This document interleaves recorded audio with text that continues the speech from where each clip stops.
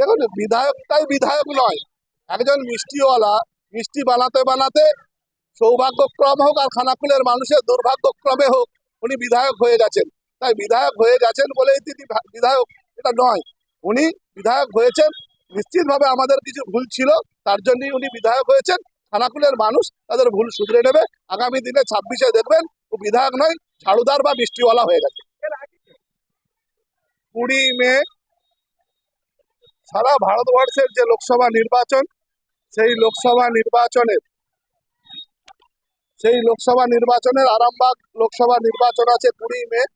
মিতালি বাগের সমর্থনে কিশোরপুর 1 অঞ্চলে আমাদের নেতা স্বপন মাঝি এবং এই অঞ্চলের যুব নেতা সন্দীপ বরের তত্ত্বাবধানে কিশোরপুর 1-এর মানুষের কাছে আমরা আবেদন রাখলাম যে এই 20 তারিখ আপনারা তৃণমূল কংগ্রেসের প্রার্থী মমতা বন্দ্যোপাধ্যায়ের প্রার্থী মিতালি বাগকে বিপুল ভোট দিয়ে জয়যুক্ত করাবেন। এটুকুই আবেদন রাখলাম এখানকার মানুষ।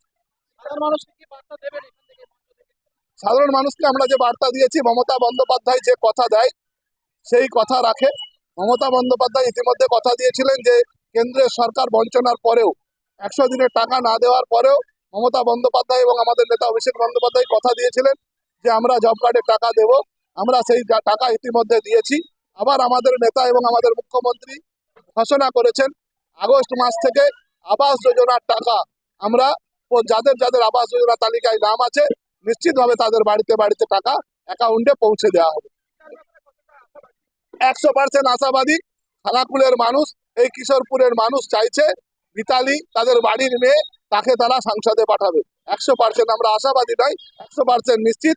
খালি 4 তারিখটা সময়ের অপেক্ষা। সেই অপেক্ষার দিনে আপনারা দেখতে পাবেন মিতালি বাগ সাংসদ হিসাবে নির্বাচিত হয়েছে।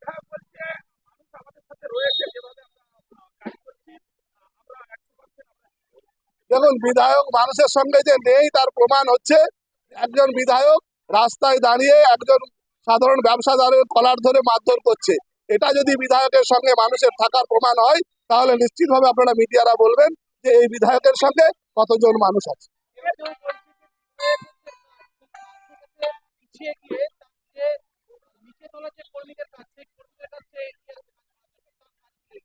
দেখুন, বিধায়কটাই বিধায়ক নয়, একজন মিষ্টিওয়ালা মিষ্টি বানাতে বানাতে সৌভাগ্যক্রম হোক আর খানাকুলের মানুষের দুর্ভাগ্যক্রমে হোক উনি বিধায়ক হয়ে গেছেন।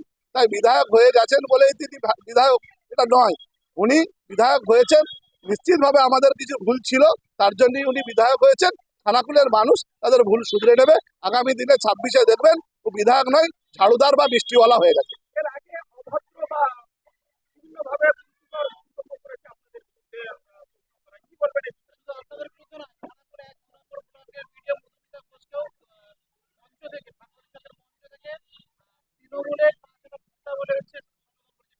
দেখুন, একজন অশিক্ষিত বর্বর, বিজেপির কালচারটাই তো এটা। কয়েকদিন আগে দেখলেন না মেদিনীপুরের আইসিকে ওখানকার অগ্নিমিত্রা পাল লোকসভার ক্যান্ডিডেট কি ভাষায় কথা বলছে। তো বিজেপির কাছ থেকে আপনি এর থেকে ভালো কি আশা করতে পারেন? বিজেপি আপনাকে মিষ্টি খাওয়াবে এটা আপনি আশা করলে আপনি মূর্খের স্বর্গে বাস করতেন।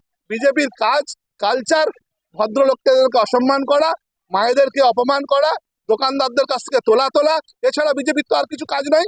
আপনি দেখান না যে সুশান্ত ঘোষ বিধায়ক হওয়ার পরে খানাকুলে একটা ব্রিজ করেছেন, খানাকুলে একটা আমার এসে স্কুলের বিল্ডিং করে দিয়েছেন, একটা আইসিডিএস সেন্টার করে দিয়েছেন, একটা হেলথ সেন্টার করে দিয়েছেন, একটা মানুষের অ্যাকাউন্টে দুস্থ মানুষের কোনো মহিলার একটা বিয়ে দিয়ে দিয়েছেন। দেখাতে পারবেন ওনাদের কালচারটা যেরকম, যে আধিকারিকদেরকে অপমান করা, মহিলাদেরকে অপমান করা, মহিলাদেরকে আক্রমণ করা, ওই কালচারে ওনারা অভ্যস্ত, ওইভাবেই ওনাদের কালচার।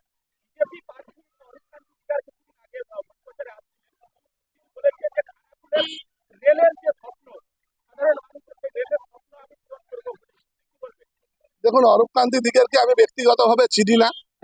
কাউকে যখন না চিনি তার সম্বন্ধে মন্তব্য না করাই ভালো।